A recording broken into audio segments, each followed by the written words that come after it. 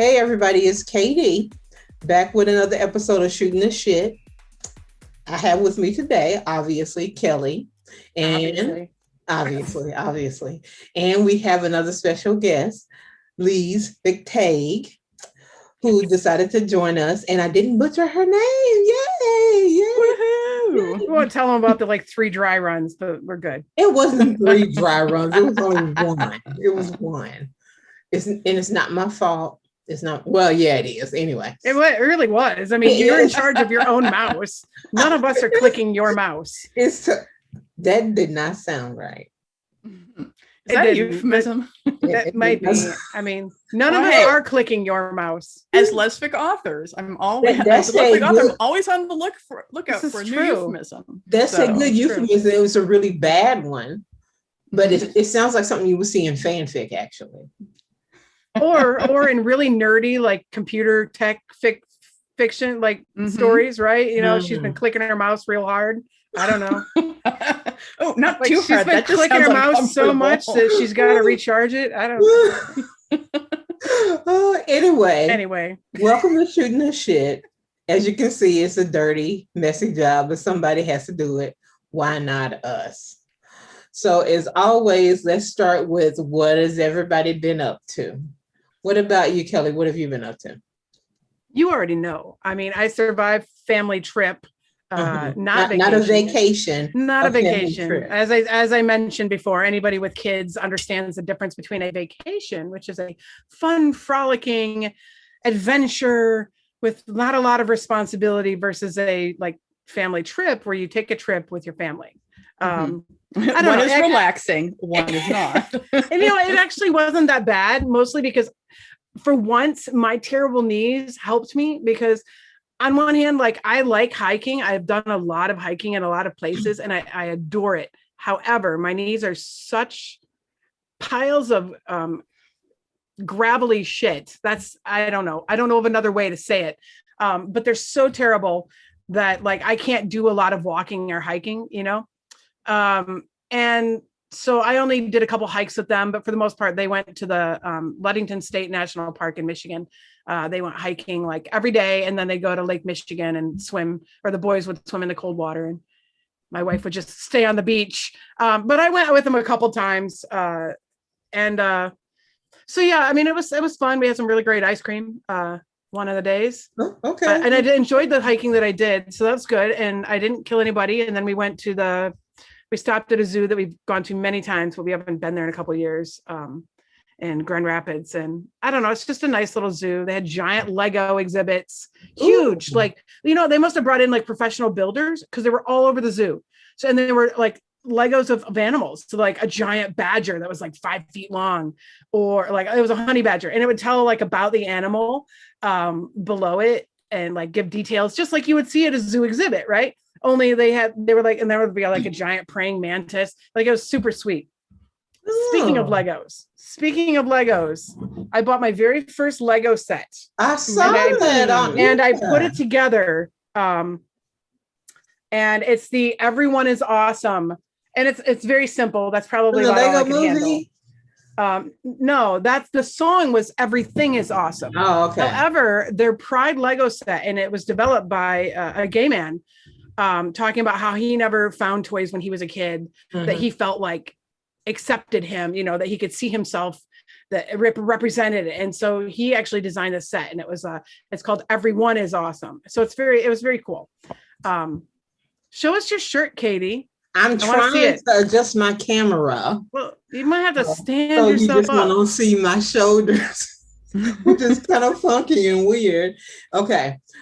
So I haven't been up to anything really. I've been doing PT. I have full range of motion now. Woo, I can lift my arms above my head with no problem. In fact, my physical therapist told me last week that I could go back to my regular workout. So I started. Now you can catch those Mardi Gras beads, right? Sure. Yeah. And so I started that. And I am wearing a special shirt today that I got from that website I gave you, IGN.com. I bought that shirt you had on last time. I know you told me. This one said, I love it. This is the way. if anybody knows The Mandalorian, this is the way. Nope. Yeah. Okay. No crickets. Nobody.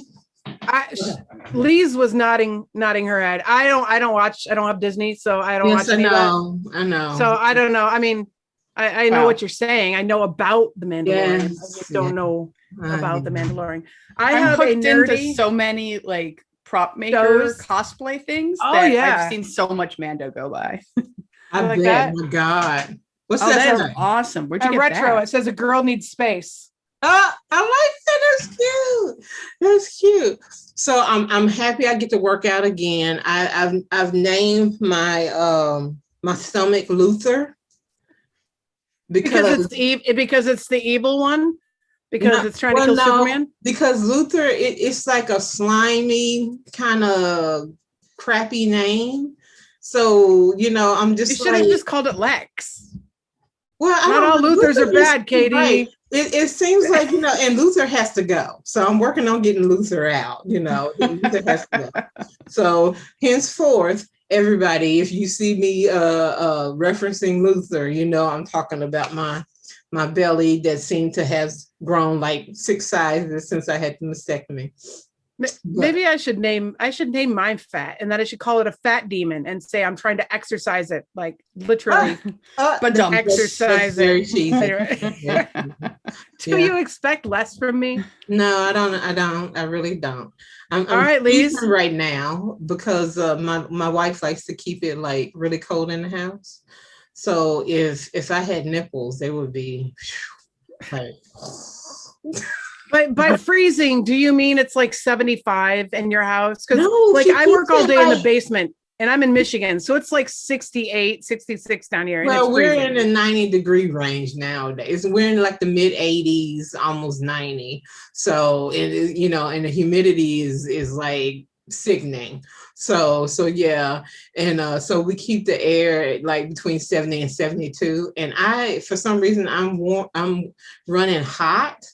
I mean, running cold, I meant to say. So it's just like anything below like 73. And I'm just like, like, oh my God, maybe because I don't have all this padding anymore. That could be it.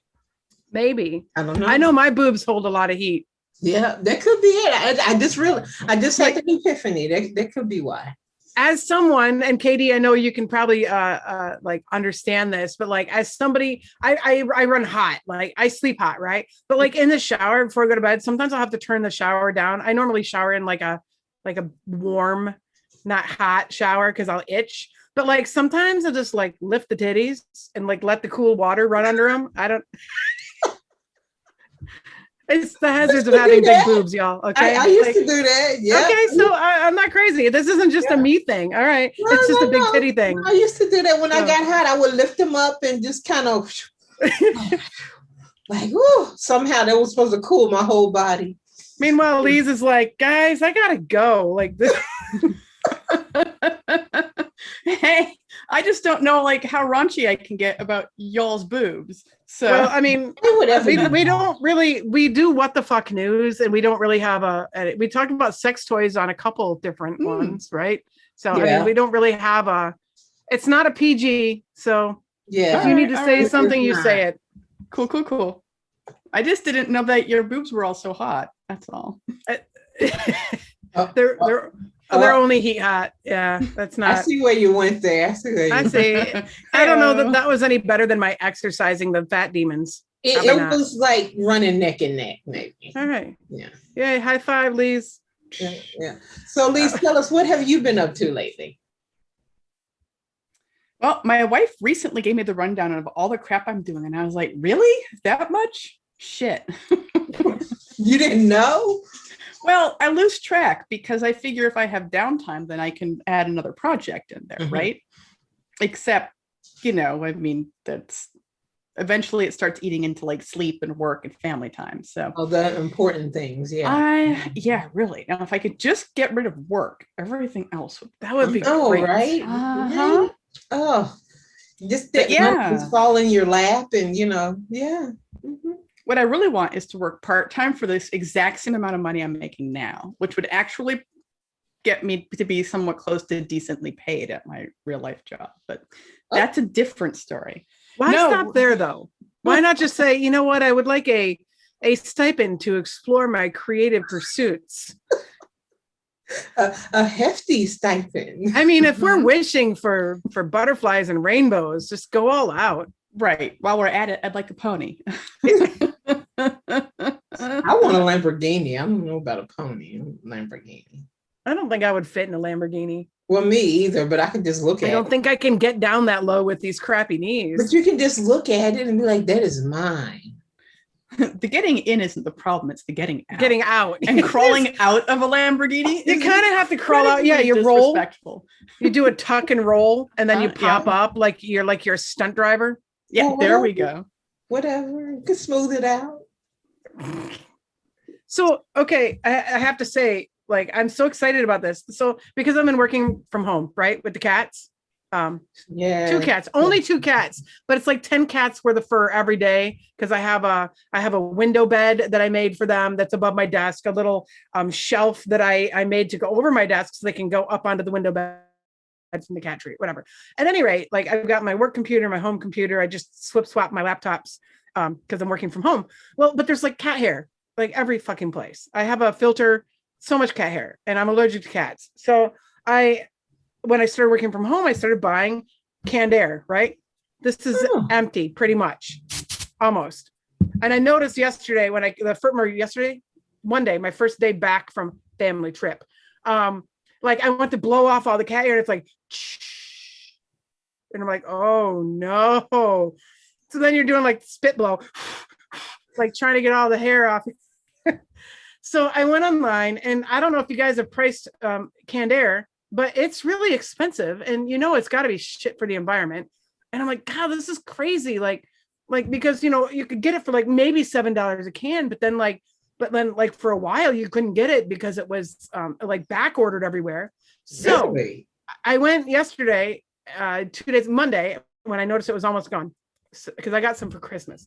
It was almost gone on Amazon, which apparently they're probably like on first name basis with me now, but Amazon. So I looked up canned air, and other things came up, rechargeable blowers. And I'm like, how good is this? Right. So I always check reviews for stuff. Right. But I got this. Oh my God. And it recharges with just like a little USB-C. Right. And it's like kind of shaped like a little air can, a little smaller. It looks like a little mini hair dryer. Right. That thing is way sexier than it has any right to be. Well, right. I mean, right? I feel like I could film like a low budget sci-fi film with this, and it's either some sort of anal probe or a ray gun, or both. An anal probe, ray gun. Yeah, you know the difference between regular toys and adult toys, right? This is true. Location. There you go. And it's got the little tiny tip. That's looking good. But yeah, like it blows all the cat hair away, and then it just sits upright where I used to keep the canned air.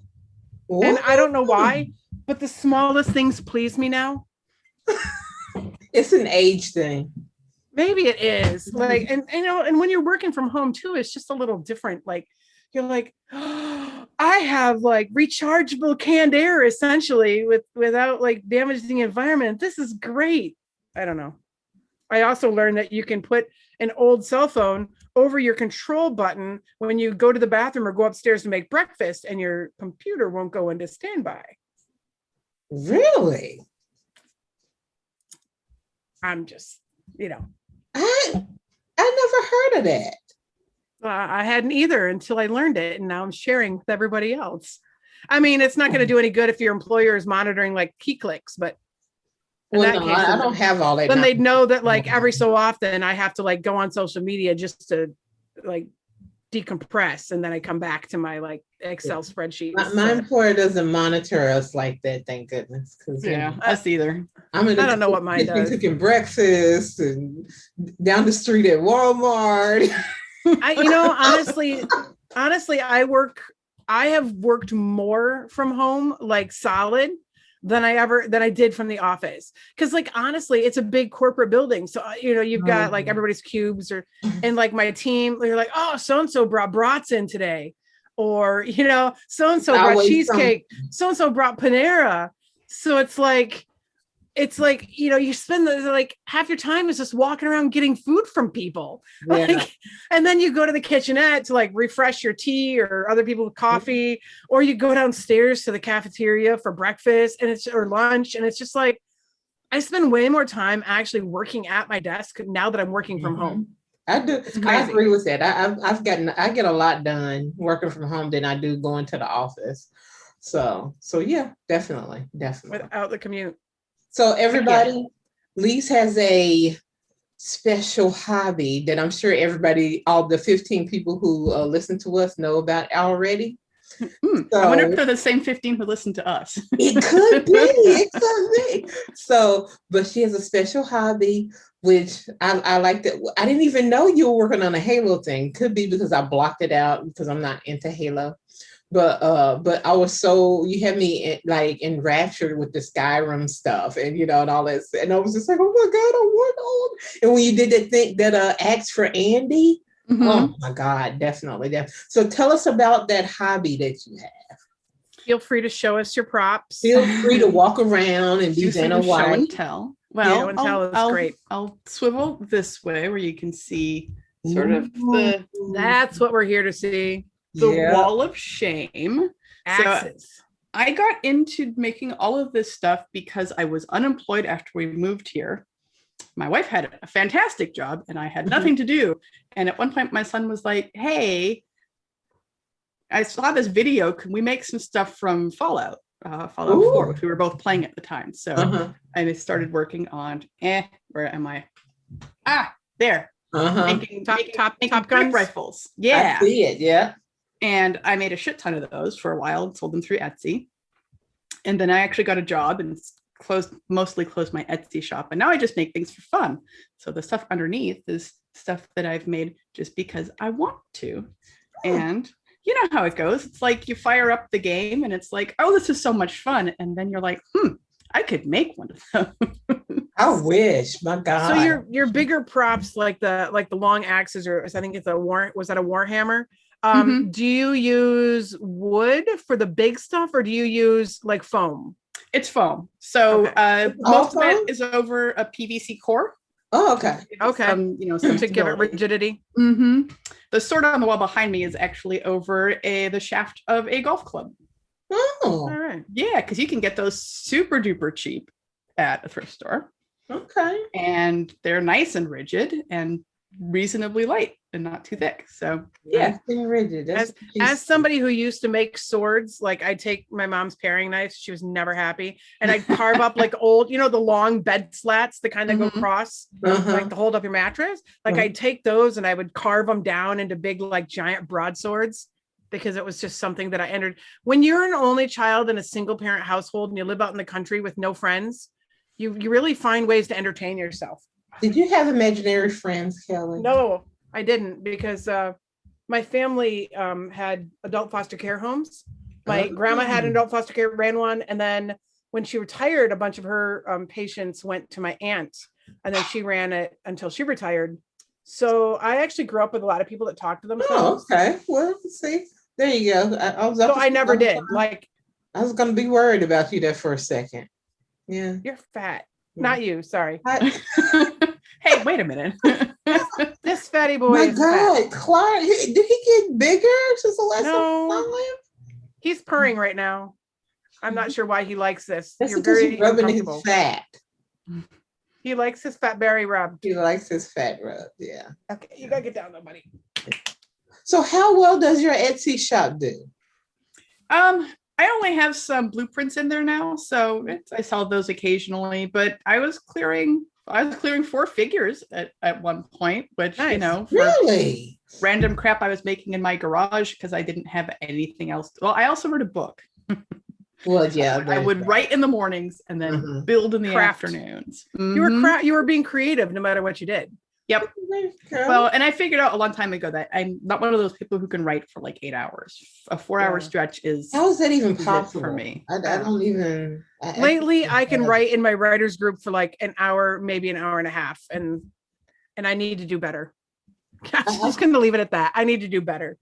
I can only do about 4 hours, and and my my aim is to get everything I want to get done in that 4 hours. Because after that point, poof, I'll see you tomorrow or whatever. So, okay. So let's move on before we end up talking about everything else under the sun here. Let's dive into the deep end, Katie. Yes, very much so. So today we are going to talk about code switching. And I know that sounds like a weird topic. And as I said on Twitter, a lot of people go like, what is that? I mean, Kelly, you're the one who introduced me to the concept, kind of, sort of. So why don't you tell us traditionally what it is and what it has become? So this all actually started, someone posted a YouTube video, which was a TED Talk. And the video was titled, "A Lesbian Walks into a Bathroom, a Lesson on Code Switching." And it's given by Lauren Ho. And Hough, I don't know. Anyway, so I watched this video because I like watching TED Talks, and I'm very curious about a lot of stuff. So I watched this video, and pretty much when I watched it, like, it made me realize some stuff that subconsciously I had been doing for years, and I didn't realize like what it was. And I had reposted it on Facebook, and it was something I brought up with you, Katie, when and I mentioned that, when you don't look like everybody else, you're very like cognizant of how others perceive you. And to start it off, actually, code switching started out with like bilingual people, right? So you'd switch and you would speak whatever language made people feel the most comfortable around you. So if you were with your family or your friends, you might speak Spanish. But if you were at school or you were in a professional setting, you would speak English or something like that, right? But code switching is something that's practiced by people of color, by people in the LGBTQ plus community, and especially if you are not the same as a lot of people that are around you. So it's one of those things that I would practice situational awareness every time I leave the house. When I go into a restaurant, I can see people staring, and I'm just aware of it. And it's not something that bothers me so much. But if you point it out to people that aren't aware of it, they're like, "You're crazy. You don't know what you're talking about." And I'm like, nope.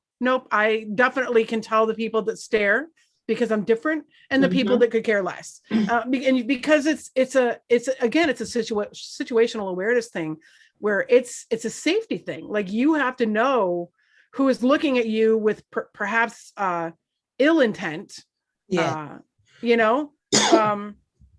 I mentioned, and I bet all three of us have had this experience where when I go into a bathroom, I watch women like stare in shock until I say hi, and I will pitch my voice higher so that they can see that maybe I'm a female in a female space where they may have wondered at first.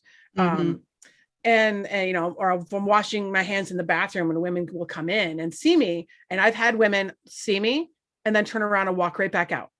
And in one case, I was out to dinner with my wife and her parents, and I actually went into a Red Lobster bathroom, and I went to the bathroom, and this happened. I was washing my hands, and an older white woman, she came in, she saw me, had this look on her face, turned around and walked right back out.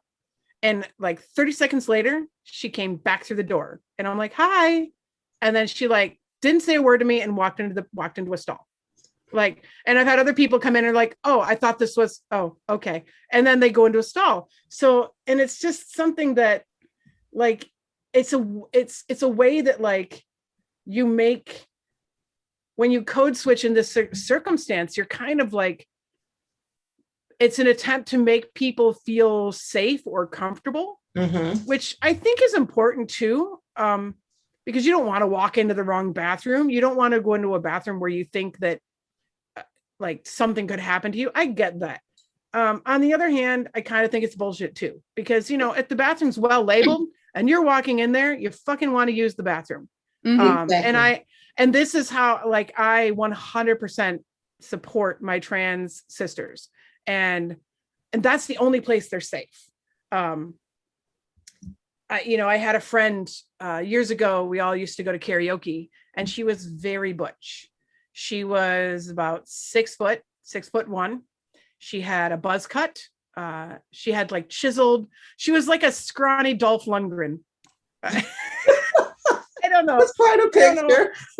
I don't know how to explain it. Her name is Andy. It paints a picture. Right. Okay, so there you go. And she wore like men's button-down jeans, men's shirts, men's clothes, 100%. And honestly, you would never tell. And she identified as lesbian, and you would never tell like that she wasn't a guy. And I remember one time we were all out, and her girlfriend was wearing like this like sundress, and she's like, and and it was really cute. And like, I don't like dresses, but I'm like, yeah, I admit that it was kind of cute. And she's like, I love that dress. She's like, I wish I could wear something like that. But she's like, I couldn't, because I'd just be a dude in a dress. And I was like, it never even like crossed my mind that this really butch 6-foot woman would want to wear dresses, because as a person who hates dresses, like, it would never occur to me that somebody wants to wear dresses. And then here's somebody that I would never in a million years. Right. And she said she would love to be able to wear dresses, and she can't. And she also regularly used men's bathrooms because she had been yelled at, beat up, threatened to be beat up so many times trying to use a women's room, that it just, even though she was scared to use the men's room, she just had to do that. She had to adapt to what made people the most comfortable to lessen the amount of physical danger she was in, or the people. See, it makes sense when you look at it that way. Like, one of the main reasons, along with the fact that public restrooms are nasty, I don't care how much they clean them, I don't use a public bathroom. I just don't. I stopped doing that a long time ago. But that's one of the reasons. The other reasons were, it's been a long time, but I went through some similar experience. There was a time when my hair was a lot shorter. There was a time when I think I was almost bald pretty much, and my hair was cut that low. And I did look very male. I mean, despite the double D's or whatever, which you couldn't miss when I walked into a room. I mean, but still there was always that, oh, he could just have man tits. Man tits. No dude has man titties that big without. I don't know. I've seen some big ones there. I've seen some big man titties, but I got called sir to my face by a police officer with a tight shirt on. I mean, my hair was short, but I had a tight shirt on. I mean, they were out there, and I wasn't as big as I am now. Like I just had big boobs. Like I was a lot skinnier, and like he called me sir, and I was like, okay. And I turned around and went back to my car. Like, it happened. I just looked down because it's like, please tell their own story. Sorry, for those of you who are listening to the podcast, Lise just stuck her titties right into her camera. So that's all you saw was just like wall o titty. Yeah. Watch the video, everybody. I keep telling you, watch the video. You miss out when you don't. But we just call it a tidio now. But watch the tidio, everybody. The past few times that I've been, there's been a couple of times I've been at the store here lately, where I'll get called sir, and then they'll look, oh sorry, and they look away and they look down, and I'm just like, okay, it makes me wonder, are they embarrassed, or they think I'm going to say something, or there's a lot of assumptions to be made. It could be, she could have had top surgery, she could have had a mastectomy because she has cancer. There's a lot of reasons why you would see a woman who looks like me now. I mean, so it's like all those assumptions, and it doesn't bother me. It's never bothered me for somebody to go, excuse me, sir, and then go like, oh, I'm sorry, ma'am. It's like, oh, that's, whatever, that's fine. But yeah, it's like, why are you looking down? It's like, that's part of me being a recalcitrant child, wanting to make them more uncomfortable, I guess, in a way. Do you do the stare down? Is that what you're saying? Like if somebody misgenders you, then you'll just do the stare down. No, they look away. It's like they look away like they're embarrassed or something. Because it's not just about gender. What if you accidentally imply that somebody's pregnant and they're not? Yeah, it's got a big belly. That's that goes together. But like I was saying, sometimes that smart ass kid in me wants to push the envelope and and be rude and see where it goes, from there. You know what I'm talking about? I correct people. Oh God. Unless I'm alone somewhere and I feel like I could be in danger. Mm-hmm. But if I'm in public and it's like, I will straight out correct you, because fuck that shit. These fuckers should do something for me. And if my boobs will not prove other than give me back pain, exactly, then what the hell good do they do? It's it's annoying. I mean, like unfortunately, I do not have the luxury of choosing to avoid a public bathroom. I have a medical condition, which means sometimes I have to use the bathroom. Mm-hmm. So if I gotta go, I gotta go. And but you always do the same thing. You stand up straight. You should be able to use the bathroom and not be afraid to use the bathroom. And mm-hmm. I think that's a key ingredient. Yeah. I don't know. It all goes. Like, for instance, when me and my wife, first met, we were in New Orleans at the time, pre-Katrina, and, we would go out to restaurants and shit like that. And I've always been, tall and kind of imposing, or, whatever. And how tall are you? 5'9". Huh. So, which isn't how tall are you, Lise? 5'7". Okay. So, I'm just curious, because the people I haven't met in person and I only see them via like Zoom, like everybody's sitting down. I have no point of reference or clue. Like, well, see, now I'm not extremely tall, but I'm more than average height. Right. 5'9" is a pretty decent height. Yeah. Yeah. Mm-hmm. And so my wife, she's 5'6", I think, 5'7", something like that. So I mean, so I'm a bit taller than her, and it's like, and I'm Black. And like I said, I'm kind of, and she's white, and, I'm kind of imposing physically. So I remember, back in the day, we would go into restaurants and, you would see at the corner of your eye, you were talking about how people stared. Mm-hmm. And I would see at the corner of my eye, just people staring, like, it makes me wonder, are they staring because we're an interracial couple? Are they staring because we're obviously a couple? Are they staring women, or do they think they're trying to figure out if I'm a guy? Right.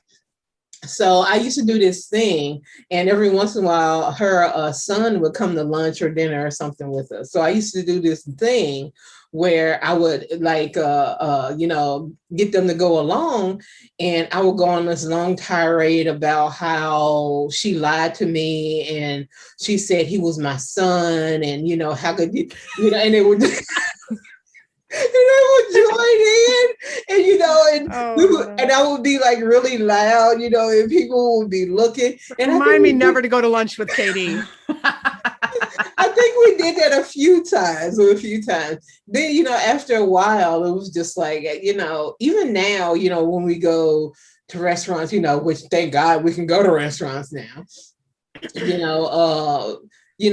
I still feel people looking, and you see them, but I've gotten to the point where I ignore them, mm-hmm. unless there's a constant stare, unless there's, something where, brazen, going on. But it's like you kind of, I hate to say you get used to it. So it's just like, I don't give a fuck. I'm just like, there are people who are uncomfortable. Let them be uncomfortable. But the people that are staring, I do acknowledge it. If I sit down and the people that were staring when I walked in are still staring, I'll meet their eyes and I'll smile, because that's just how I am. I'm like, mm-hmm.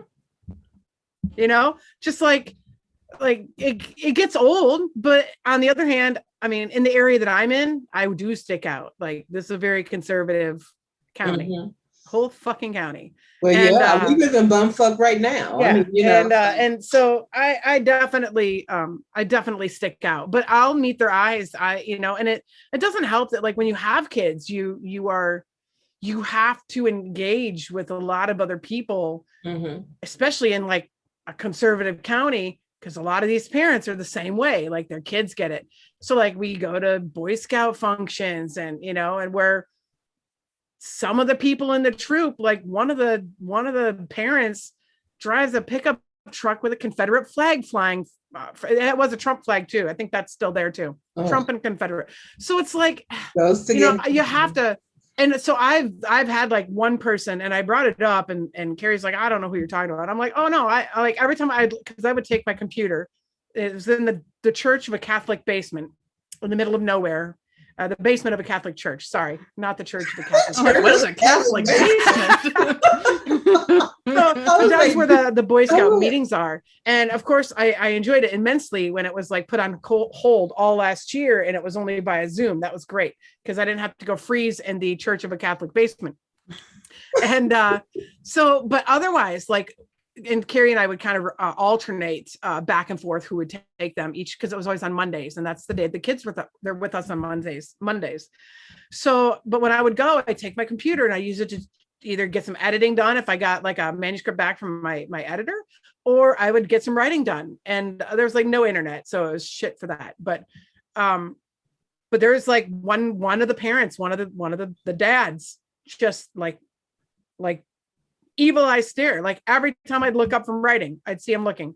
It's like, I don't know who this guy is, but I brought it up, and Lincoln's like, I don't know, he seems all right, but he's going to have a different experience as a young white boy in Boy Scouts than, you know, this obviously queer woman who is a parent of his, and obviously not his mom, because his dad comes to the meetings too. So they know that we don't have a situation like everybody else. And this one guy, he would just like stare every time. And it's just like, get used to it, dude, because I'm not going anywhere, you know? But people that don't understand it, they don't see it. No, they don't. They don't. I agree. I mean, people that pass don't see it. I had to explain to my wife, and I was like, you know, I would try to like point people out, like, okay, we'll go to the hardware store because we spend like every weekend at the hardware store. And I'd be like, you know, that dude is staring. That lady just gave me a weird look. And she's like, what are you talking about? I'm like, look. Carrie doesn't understand. Yeah. I tried to explain. How do you see that? You're not looking around. I'm like, because I've been you're seeing all things. My life. You're imagining things. But you're not. Like, you're not, because you know, and it's a situational thing when you're always kind of like watching the people around you. You have to. Yeah. You have to keep up. It's like this sort of low-level awareness of everyone around me to clock whoever the threat is going to be. I mean, I've been beaten up. Really? And I don't want it. Oh yeah. Well, fun story. It's the only time I dated a dude. We were beaten up for being a couple of faggots. Really? Which is really ironic. Wow. So either way, you were still mistaken for a dude. Yeah. Yep. That is nuts. Wait, but what is this? Wait a minute. Well, and there's so much to unpack here. There is so much to unpack here, but go ahead, finish your story. This is the space that I live in.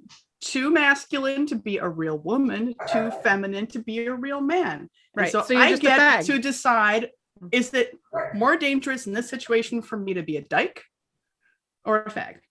Pardon the French. Wow. Right. Yeah. But one thing that really brought it home to me. So I have a friend who is dating a woman who is not a lesbian, except that she's dating a woman. Cool, fine, whatever.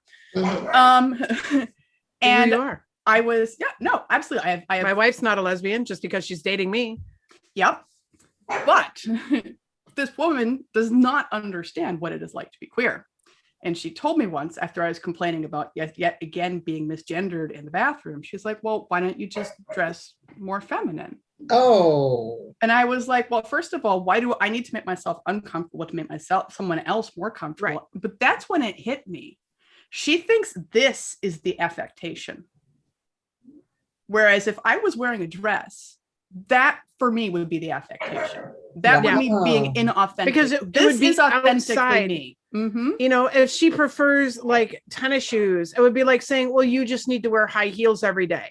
Right. Because that's what you need to do. Well, no, it's not about how you dress. But there are so many people who assume that if you look outside of whatever our fucked up norm is, that it's something that you're doing on purpose. Like when gay men speak more softly and now all of a sudden they have a flamboyant lisp. I'm like, no, they don't actually. on that point, Lise, actually on that point, hold on. I'm gonna go. I know what you're talking about, what you're getting into. Yeah. So there's a point in this video where she talks about going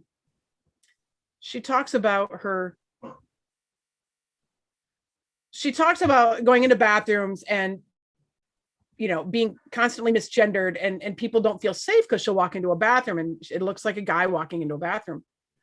And even that, I mean, that whole spiel about how men dress up as women to go wait. Where the fuck did that come from? I am so tired of hearing that, and it makes no fucking sense whatsoever. None. No sense. I think there's a large group of men who can't understand why anyone would want to be a woman. So the only motive they can ascribe to it is a nefarious one. And it stuck. Whoever came up with that idea, it has stuck. And now when you have people who don't quite get it, who refuse to get it, that's one of the things they say. But there's a bathroom. I mean, there are different aspects to code switching too. So in one story, Lise, you were talking about men who have this affectation, this list. And so what happens is that is also a form of code switching for gay men. When she was in the military, this woman, this Lauren, tells the story how they would go out on the weekends to like a gay bar that was in the city where they were stationed. And this big behemoth, muscular, like straight looking bruiser dude. She's like, he's not a bear, but just like, he looks like a soldier, right? And gayest man she's ever met. But when they'd go to the bar, he would have this list, he would be campy, and because otherwise they would assume he was just a straight guy. And then on the other hand, the minute they get back onto that base, he is all seriousness, like, just a soldier straight as you can get, because he didn't want to get his ass beat by his fellow soldiers. And so, but the other thing that she talks about is on the job, she works with, a variety of different guys. And she said that on the other hand, men, and one of the things that code switching has taught her is how women perceive men. And the problem, at the bottom line, the very bottom problem is women wouldn't have a problem with men coming in necessarily. They wouldn't be afraid of men coming into these women's spaces like a bathroom if they weren't at the core of it afraid of men. And she talks about how she worked with these guys. They did like cable installation. And she's like, when she would go up to a door, you never knew who was home. She would go up to a door, you knock, you step back and give that person space. Yeah, right. But she's like, I worked with guys and I had to constantly counsel them. They'd go up, they'd bang on the door, and they'd be right there. So that, if a woman is opening this door, this dude who just loudly, aggressively banged on the door is right there in her face. She's like, you don't know who's going to answer that door. It could be a dog there. It could be a guy with a gun, or it could be a woman who's home alone. And there's this big dude banging on the door and she's not going to open that door. She's going to be afraid. And she's like, your job, if you're coming to somebody's home, is to make them feel comfortable. So in that regard, these men need to code switch. And she's like, I'm not going to tell you to act more like women, but act more like women. Understand how women are, and don't be aggressive. Don't come off as overpowering and threatening. And when you are slamming your fist on somebody's house door, you're standing right in their face when they open the door and they don't know you. That's aggressive. So, and she was trying to counsel them to code switch the other way, to act less threatening, to be not who they are, in an effort to make somebody else feel safe. And I thought that was a really interesting point. And maybe something that should be taught more often. Plenty of people code switch for work. They code switch away from their family life or from their friends. They change the way they speak, right? They change the way they speak. They change what words they use. They change what language they use. They change how they dress. All of these things, people code switch between different aspects of their life. And I think that something important that, you know, everybody's always saying, if you want to get ahead in, say, the corporate world, you have to be more aggressive like a man. And I think, honestly, what they should be teaching is they should teach people in the workforce not to be so aggressive, not to be so threatening, because it can be detrimental in certain instances. I think a lot of people don't really understand also just how exhausting like code switching is. It's like, exhausting. Using the work example. I mean, I worked retail for a number of years, longer than I care to think about, but I didn't really care for it. I was okay at it. I mean, I can fake customer service really well, but it doesn't come naturally to me. Mm-hmm. And so I would have to put on this persona. That's the worst. And my God, it is the worst. And your fake voice, your customer voice, right, Katie? We talked about this with Ann Shade, how they don't sound black. Mm-hmm. And they have, and like, we make fun of Carrie, who she has to call clients, and she's like, hi, you know, and it's like, and the kids notice it. And it's something I notice it, but it's just something that I'm used to. But you have to put on this fake, this voice, this professional voice that maybe isn't how you normally speak or sound. Yep. Lise, did you sound like a game show host? Did I sound like a game show when you were in sales, did you sound like a game show host? I don't know, but do you want to hear my my librarian voice? Yes. Oh, yeah, go ahead. I think everybody wants to hear that. So I used to work the phones. Uh-huh. So when you would call, you'd get ready reference. How can I help you? Now that sounded dirty. It's not meant to sound dirty. Another euphemism. Sound like I'm competent.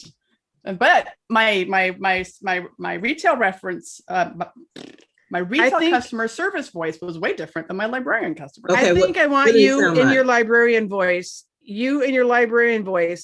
to explain to someone that if they keep clicking their mouse so fast, they're going to prematurely close out of their browser. Can you do that? I don't think I can. Because now all I'm thinking is like that are clicking the mouse euphemism, and that's just All right. Give us your customer service voice. Please give us. And this can also go for this. God, it's been so long because I used to work at GameStop and Blockbuster. Oh my God, you work at GameStop? Mm-hmm. Yeah, that's why I have like no money from when I worked there. Because you don't save anything; you just spend it all on games. Yeah, there you go. I was a front end supervisor at Michael's Arts and Crafts for like 2.5 years. Yeah. You're like, oh, employee discount. Look at this. Look at these art. Look at these pens. Look at this ink. Like, wow, there's a whole like super sweet like marker set. Like, oh yeah. Yes, hot. Anyway. Did you hear that? So, okay. Birds are flying through the room. But. All right. One point I wanted to make is that the weird thing is when those two worlds like meet, right? When when you're selling stuff in the library? No, but when you've code switched into one role and someone from another part of your life comes into that. I had some friends who called me at Ready Reference and just happened to get me. There were like 3 of us on that night. And did you glitch out? I was so mad at them.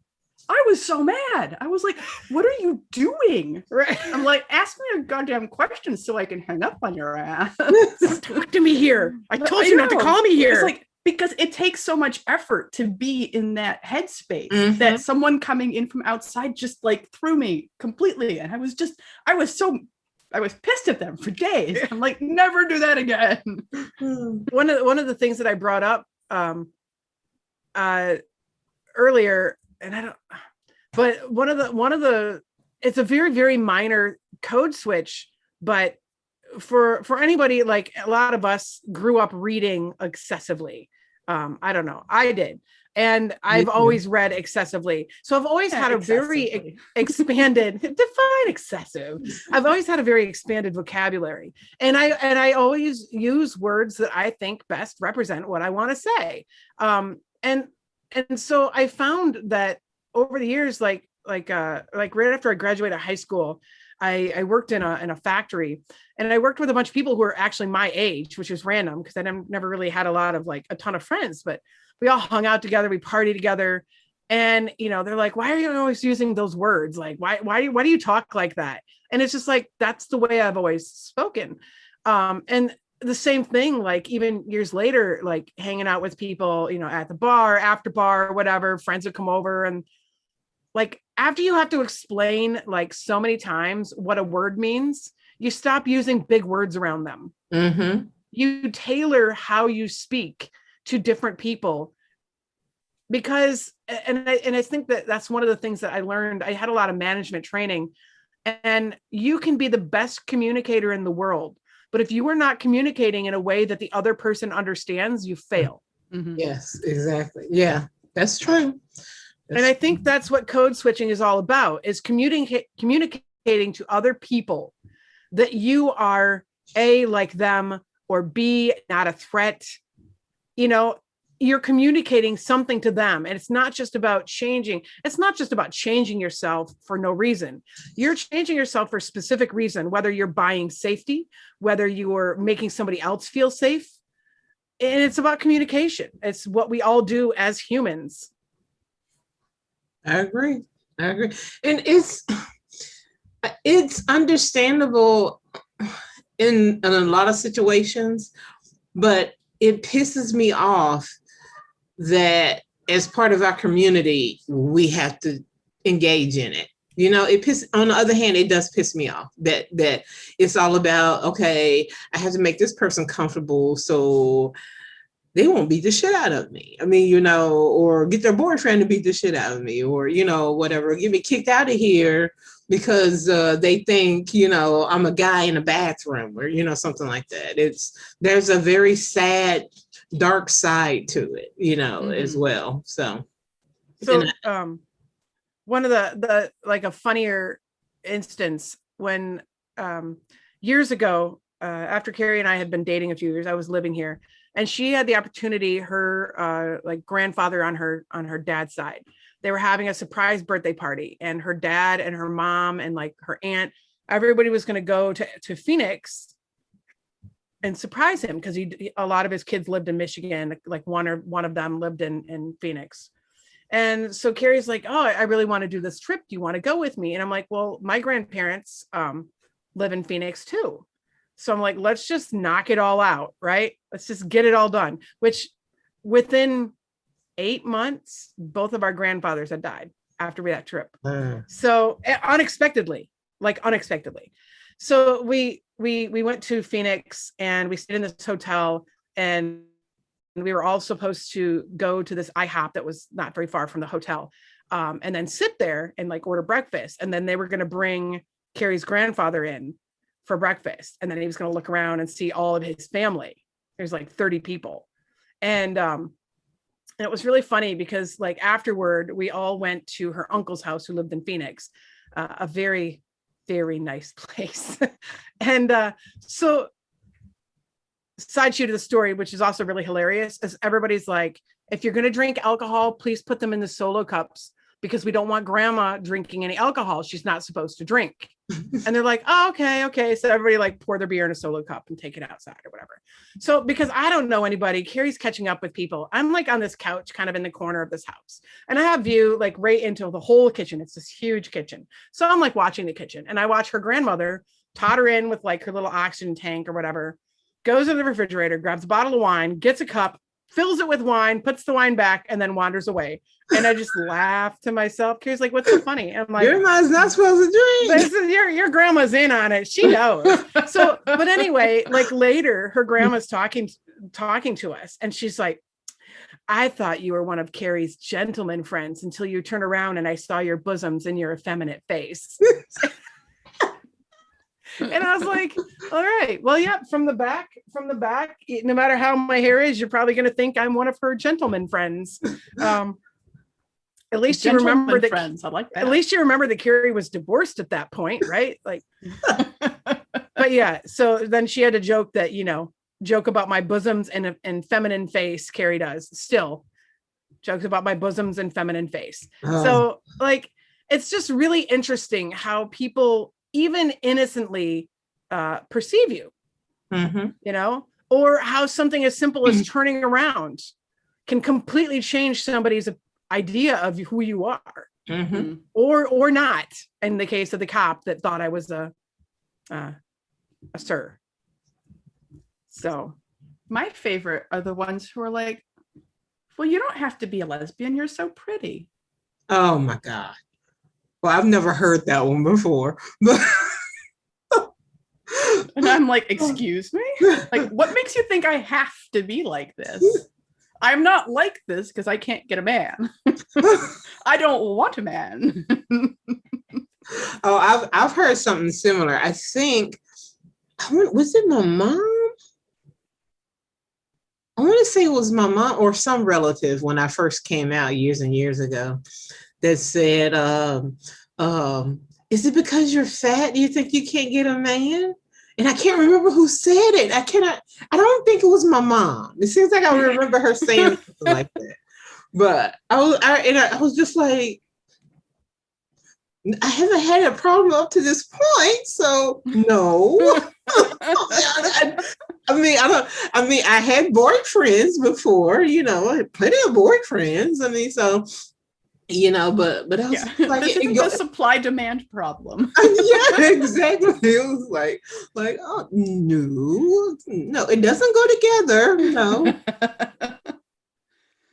No, I mean, it's just really interesting. Other people's perceptions and how we just consciously or subconsciously try to fulfill them or assuage them. And yeah, make people feel comfortable, like in a way that we ourselves would want to be made comfortable. And I think as long as you're not really making yourself wholly uncomfortable to make them comfortable, because I think that says something too, like, you know what, I understand that you want to feel safe, and I will smile at you and appear non-threatening to make you feel safe. On the other hand, you need to get your shit together and accept that there are people out there that don't look like you, Karen. Right? And we are not all threatening just because we don't look like you. So, you know, I get on first glance, if you think there's like maybe an aggressive looking man walking into the bathroom suddenly, that can startle you. But on the other hand, once I smile and like say hi, and you can see that I'm just in there to do my business, don't be a dick, right? Yeah. Just, you know, don't stare. Just like, oh, this person has to pee too. Small world. We're on the same schedule. I mean, how many times have you guys said that? You go to the bathroom every time at the same time somebody else? And just wash your hands and leave, because we're all there to do the same thing. I'm not there to creep on anybody. Nobody wants to use a public bathroom because, you know, hey, I could really somebody up, you know? I'm not picking anything up in a public bathroom. I'm only putting down. Deposits only, no withdrawal. Oh, there you go. And you can keep the change. There you go. I had to add it. I couldn't help it. You just left it dangling out there. Well, you know. Oh, the turtle head, Katie. Yeah. Oh man. All right. Have we beat this topic to death? We have. We safely lock it away in the vault? Yeah, it's been an interesting discussion too. I think it was a good, like, you know, when we throw out names, Lise, we kind of like throw out names of people that we think may have had similar experiences, you know, and you kind of, and it's not just about looks, but you know, it's about stuff that we see posted and just people that kind of like are a little bit different going about life. And like, there are some of us who very obviously don't necessarily match what everybody else does. And, you know, I've always joked that I'm like, I just call myself queer because like, I'm not a lesbian, but I'm not bisexual, but I kind of approach life like a flamboyant gay man. And like, you know, yes, you do, Kelly. Yes, you do. I do a little bit. I'm kind of twink. I mean, I used to be. I'm not so much anymore. No, it's still there. It's still there. Shut up. And you know, so you're just kind of looking for people that you think may have had similar experiences that might understand. And I was pretty sure you live in like the Southeast somewhere, right? Don't you live down that way? So I kind of like, I'm like, Lise might be a good one if we can talk her into this. Well, it's funny. I mean, funny you should say that. And maybe it's just that I lived in Wisconsin for way longer, but we moved down here about 5 years ago. I have been misgendered less since moving to North Carolina than I was when I lived in Wisconsin. Really? It's okay. Don't everybody shoot me. It's the mountain women. What does it even mean? I don't know what that means. Do you know what I mean? No. All right. So she's just laughing with you, and I'm just confused. But okay. So yes. I know you don't live in a mountain, obviously. When we lived in North Carolina, we lived in the Asheville area. Yeah, that's true. There are some very butch straight women who live in the North Carolina mountains. Yes. All right, I am on the same page. Okay. I think I get it now. There you go. So they wear their flannel. They have their short haircuts. And, I get it. Yeah, I'm from like Michigan, farther north than where I'm at right now. So it's like confusing because you go, especially if you go up into the UP, right? Everybody wears flannel T-shirts and hiking boots. Everyone, men, women, dogs, like everyone. So like you don't know, or like they could be gay, they could just be married and have 7 kids. Like there you go. There was something that was written years ago about women in Michigan. How it's like, why do all the lesbians and women? Why are all the lesbians in Michigan like divorced with kids? Because it's like, I don't know. Maybe it's like the hiking boots gave you ideas and then you just decided to divorce his ass and pursue women. I don't know. But I wonder if there's a correlation in there between the amount of women that grew up wearing hiking boots and flannels and like later in life end up like coming out. But there are a lot of women in Michigan that end up coming out later in life. And it's just kind of weird. I don't know. I mean, I did wear hiking boots and flannels. There you go. But anyway, but yeah, this is a good topic. I like this one. It was great. I'm always happy to talk about gender and gender presentation. It's my jam. Let me pause the recording, guys. My dog is scratching. I'll be right back. At himself or at a door? Well, why would I go check on him if he was scratching? No, maybe he's got a condition, Katie. Maybe he's got a condition. I'll be right back. Again. I think continue on the queer kick. Let's touch on the fact that it's Pride Month. Yes. Right? Yes. Can't forget that. Is anybody doing anything for Pride Month? Nothing? Nope. No? Yeah, everything's canceled. I mean, other places have stuff, but we don't have anything. I think they rescheduled like the Detroit Pride, which is, I mean, there's a bunch of them around me, but we've gone to the Detroit run the last few years, but that's even rescheduled until like September. So, but speaking of Pride Month, I wanted to bring up a couple articles with like pride hair. And I don't know why, like, I just thought this was really cool. You guys see this? Whoa. So it's this TikTok is obsessed with these 11-foot rainbow box braids. And I don't know, she must have to wrap these just so they don't get tangled. But how absolutely sweet is that? I don't know why, but I love this. I love rainbow hair. I love unicorn hair. You know, the girls that have like the really long like unicorn hair, rainbow hair. So cool. I can't do it. I get my hair cut every 2 weeks. It would never last. That's why I let it go like white, because I just got tedious to dye it when it would grow out after like a week. But yeah, people that have the rainbow hair and the unicorn hair, I'm not gonna lie. Every time I see somebody, if I don't care if it's a stranger, flat out, I'm like, I love your hair. Oh my God, I love your hair. Like I'll gush over it. Like I like that. It looks really good. Yeah. And then this was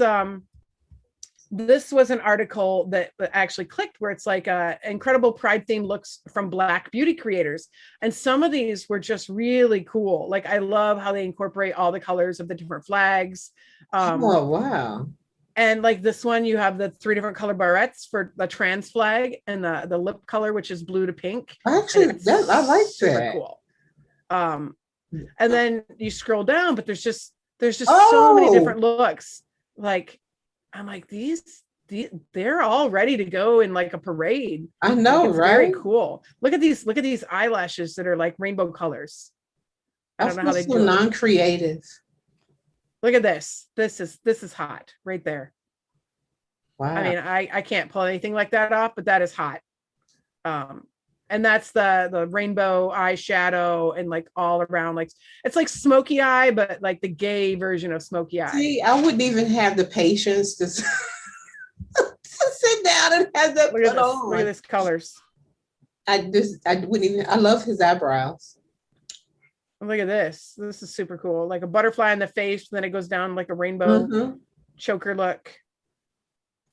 Yeah, all of these, like, it's like, you know, pride makeup, pride hair, and it's super cool. And here is a picture I found of the same woman with the rainbow box braids. Wow. And that is just amazing. Wait a minute.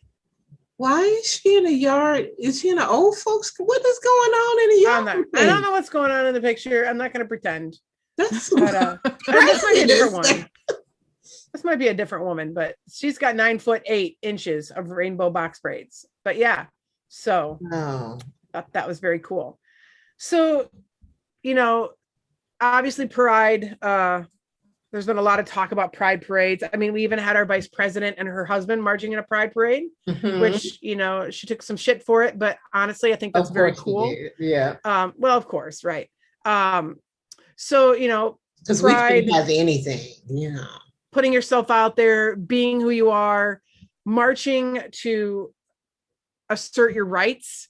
There are some people, though, that should not put themselves out there quite so much. And this is my segue into our first What the Fuck news segment, which is, are you ready? I'm ready. She went on a naked rampage at a Florida Outback. Of course, it's Florida. Of course. And video shows the destruction. So a naked Florida woman went berserk, destroying a Florida restaurant earlier this month, and it was caught on video, which is amazing. And of course, they blurred out her nudity. But let me see if I can share the... There you go. You can see the naked woman. She did like $10,000 for the damage, or $11,000. So they tased her. Notice she's still alive after the end of this, you know. On your stomach, you're gonna get again.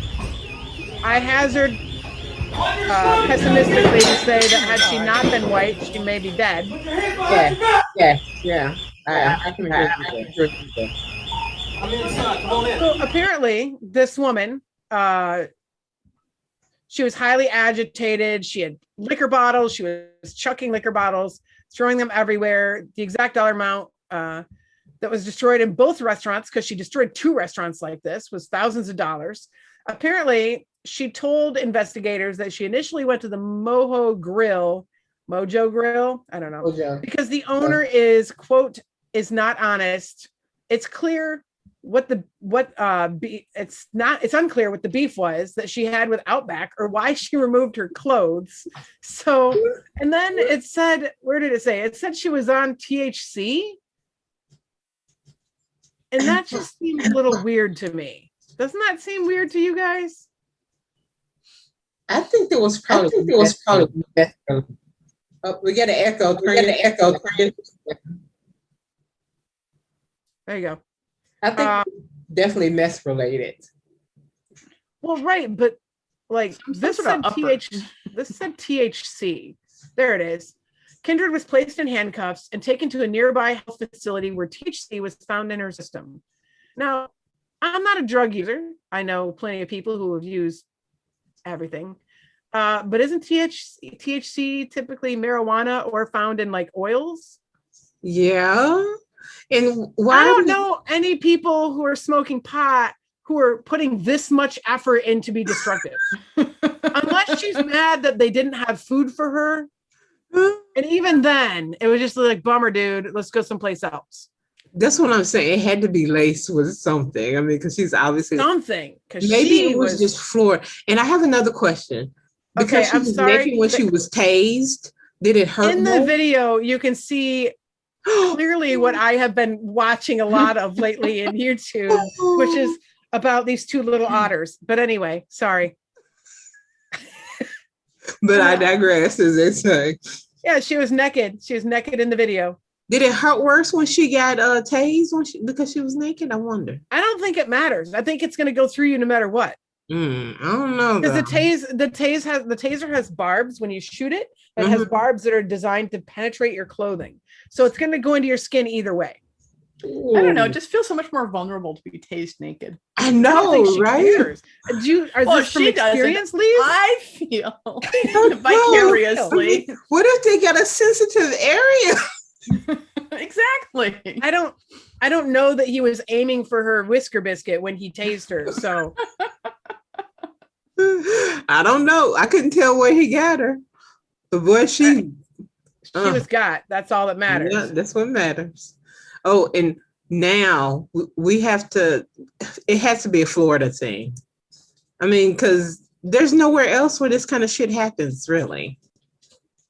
You have another one? Is that the other one? The other one's not in Florida, though. No, it's not in Florida.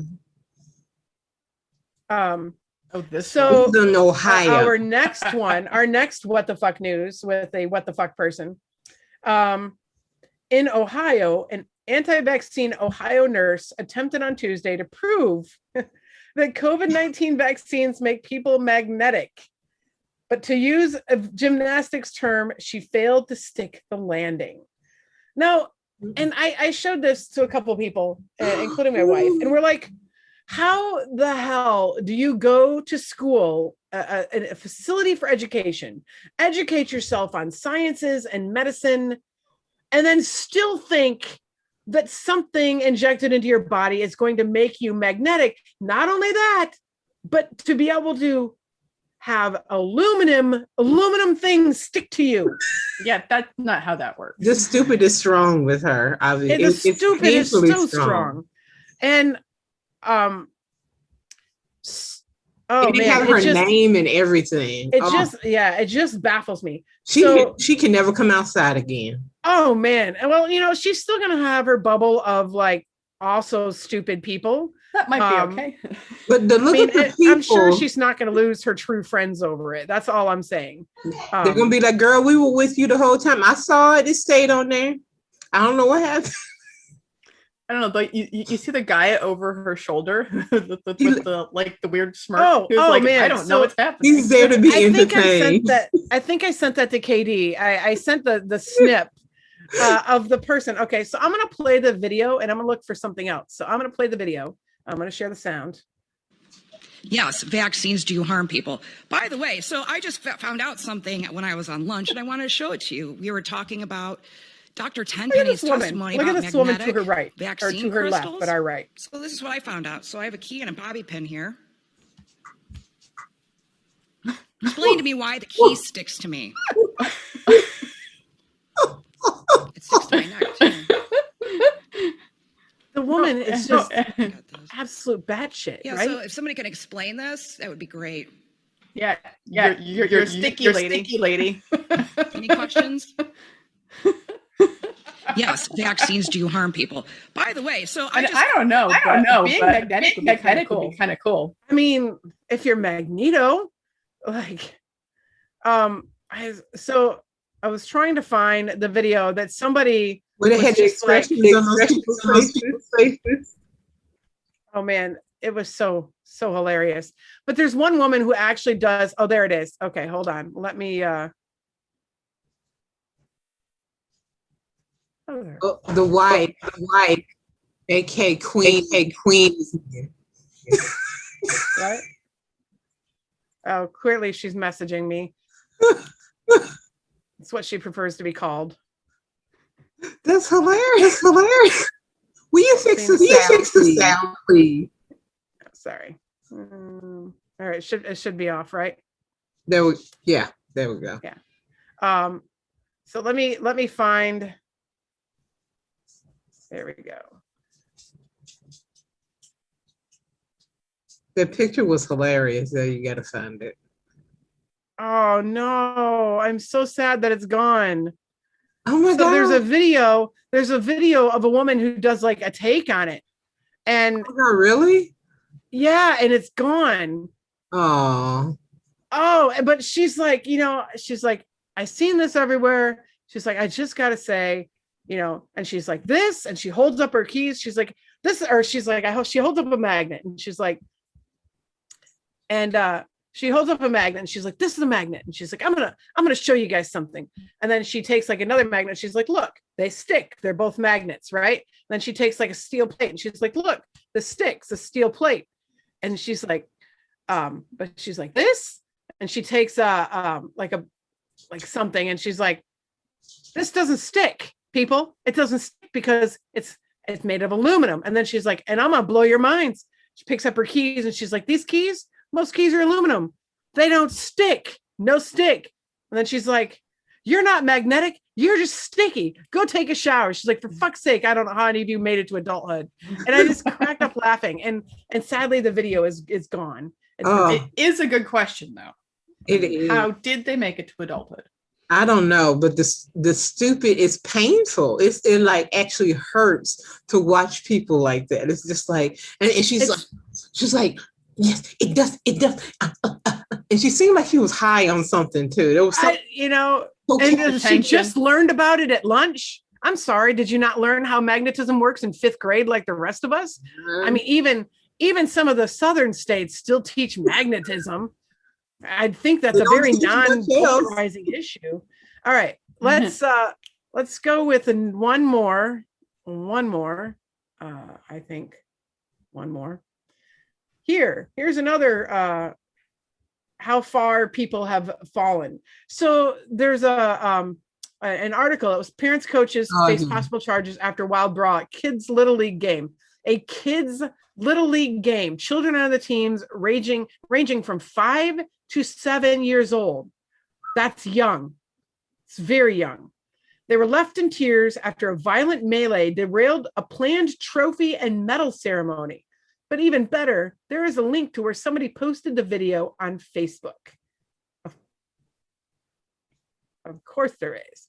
So we're going to share this and then I'll unshare my sound after this little short 19-second video. Where did it go? Oh. It's there. Just be patient. All right, ready?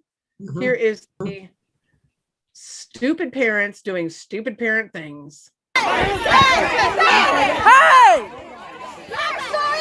You fucking piece of shit! That guy is the coach. That man walked out on that in front of a kid!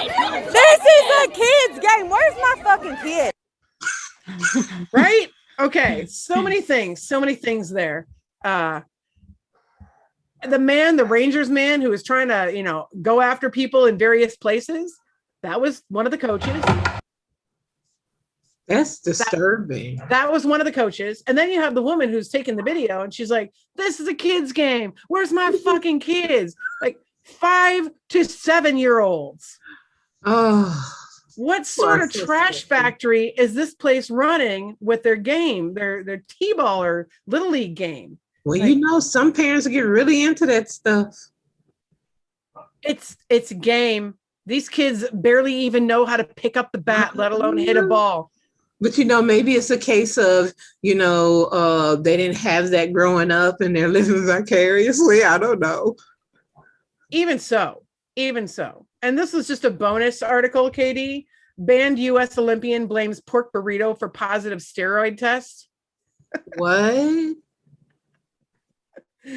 She's a former Olympian and American track record holder, says tainted pork burrito is the reason behind her positive steroid test result and a recent 4-year ban from competition. Tainted with what? Steroids? Yeah.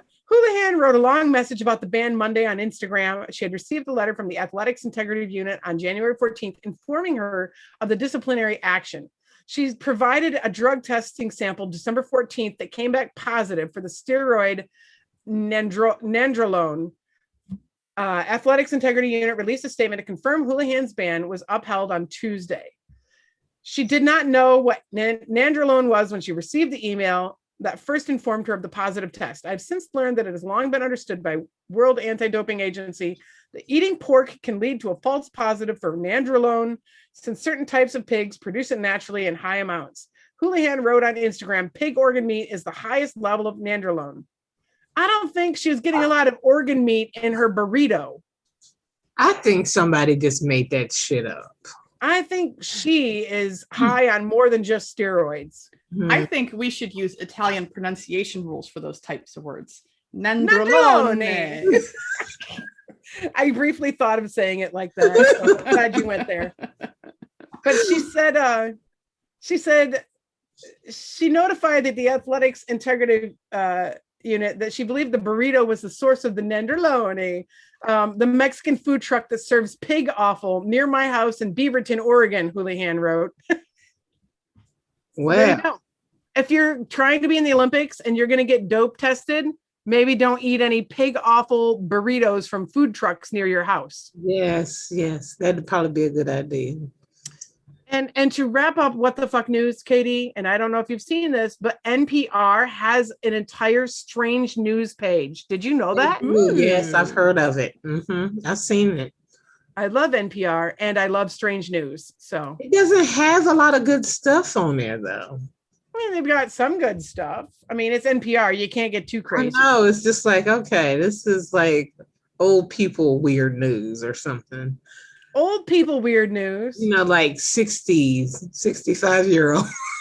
I got very excited. Now I feel called out. Okay. I got excited too. Thanks a lot, Katie, for shoving me into a box I didn't want to be in. You're welcome. A very old box, apparently. Right? Oh, that Anyway. was creaky. It's just saying, hey. Mm-hmm. Anyway, so yeah, if anybody likes strange news, but apparently on the older side and tamer, go to NPR. Yeah, there's no Florida woman. It's no Florida woman, no. Medicine and the horse crab. Oh no, horseshoe crabs are great. Horseshoe crabs are weird and awesome, and medicine has been studying them for a long time. They have blue blood. Oh, that's interesting. Did you know that? No, I did not. I do a lot of weird reading about stuff. Every single horseshoe crab is a member of the nobility. True story. Yeah, the horse hoe crab is a lot different. There you go. That's what horseshoe crab blood looks like. Oh, it looks Is like that not Blue Hawaiian Punch. right? It's weird. Huh. What did they do with the blood? No, miracle vaccine. Huh. It's I don't used know, in, but- it has all sorts of medical applications. Like they use I it have in to say various it's a little tests weird, though. and all sorts of things.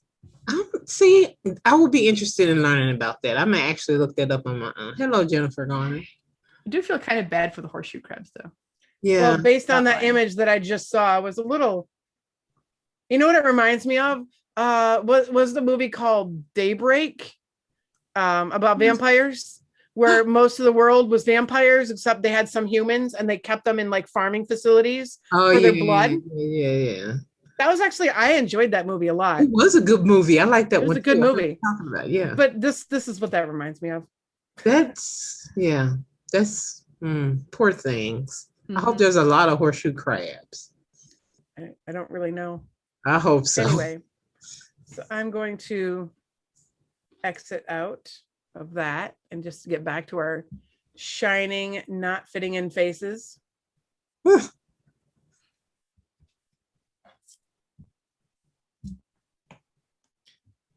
We have had another good episode, I think. Obviously, talking about a lot of weird shit. A lot of interesting shit. Yeah. And thank you for joining us, Lise. It's been great. Thank you for having me. Yeah, in our 2-hour-long segment. No, I don't think it's been that long. Almost. Well, I mean, we did pause and we misstarted. We had a false start and then a delay of game. Then we had a pug emergency. That was the delay of game. Yeah. The lasers going in the background, so the cats are. Hello, Clark. He looks like a giant marshmallow. He really does. Really does. With black ears, they're just sitting right there. My cat laser randomly goes off every so many minutes, so the cats are occasionally get frisky with it. I'm surprised Finn didn't make an appearance. Huh? Oh well. But it's been great. Thank you for joining us. Thank you, Lise. It was Thank it was you. entertaining, informational, Yeah. entertaining. A little risque. Yes, you got to hear my librarian voice. Yeah, we got and the tits in the screen thing, and Lisa's full screen titties. I think they may. I think they may have to classify that as porn. I'm not sure yet. We have to. Well, there's two layers of fabric here. Come on. They were covered. They were covered. They're strapped down, ready to go. Ready to go. Yeah, where are they going? Nowhere, because they are strapped down. There you go. There you go. Much like the horseshoe crabs that were being drained of their life's blood. Yeah, sadly. That is an image I don't want to go to bed with tonight. I'm gonna have to find something else to watch. Some otter videos. I recommend the two cute little otters that live in these people's house. They're adorable. They don't like popcorn. And they smell bad, apparently. What is wrong with those otters? I know. I'm gonna have popcorn as a snack tonight, so I'm excited. That sounds great. I know. I'm just get so excited about the smallest things these days. See? That's what I'm talking about. The little things. They're like, this is exciting. Like automatically recharging canned air to get rid of cat hair. Like I wouldn't go that far. I wouldn't go that far. But everybody, thanks for joining us for another great episode. I do hope you not only listen, but watch the video, because you'll be missing out if you don't.